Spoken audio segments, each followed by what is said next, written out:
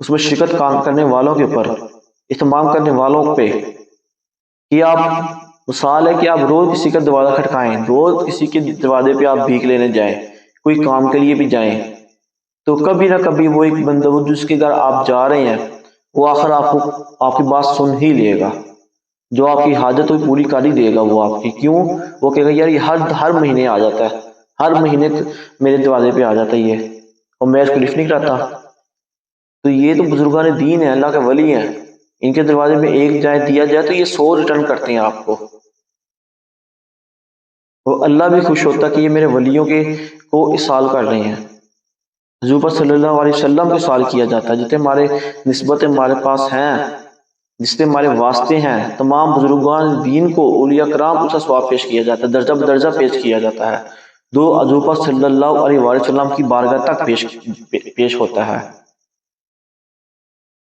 تو اس جس کی نسبت سے منایا جاتا اس کی خاص نظر اس محفل میں ہوتی ہے، ان کی وسیلے سے دعائیں قبول ہوتی ہیں.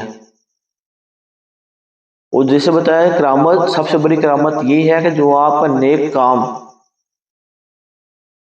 پر آپ کو استقامت حاصل ہو گئی ہے وہ آپ کی کرامت ہے. تو الحمدللہ تقریباً 3-4 سال سے ہمارا یہ ختم خواجگاہ کی محفل ماہانہ فاتحہ کا اہتمام کیا جا رہا ہے. کوئی بھی ناغہ نہیں ہوا، جیسا بھی موسم ہے، جیسی مشکلات ہے، کوئی مصروفیت ہے، کچھ بھی ہے، لیکن محفل کا اہتمام خود بخود ہو جاتا ہے. کبھی ایسا بھی ہوا کہ مصروفیت بہت زیادہ تھی تو نہیں اہتمام کر سکتا تھے، لیکن جن کی نسبت تھی، جن کی دن کا اہتمام کرنا تھا، انہوں نے خود ایسے اسباب پیدا کیے کہ محفل ناغہ نہیں ہو سکا، اس محفل لازمی ہوئی. تو یہ ان کی نظر تھی، ان کا فیض ہے جو جاری ہے. اور بابا جی علی رحمہ کا بہت زیادہ فیض ہے الحمدللہ.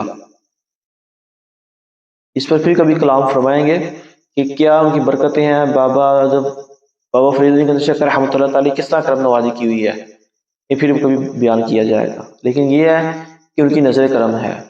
یہ سب کس لیے ہے؟ ختم خواجگان کی اہتمام کی وجہ سے اور میرے مرشد میاں حضور دامت برکاتہم العالیہ کی وجہ سے ہے، کہ آپ کی نسبت کی وجہ سے بزرگان دین ہم پہ توجہ فرماتے ہیں، اس خانقاہ قادر جہانگیریہ پہ توجہ فرماتے ہیں، ان کے آنے والوں میں محفل میں شرکت کرنے والوں پہ توجہ فرمائی جاتی ہے، ان کے دل صاف کیے جاتے ہیں، ان کے باطن کو صاف کیا جاتا ہے.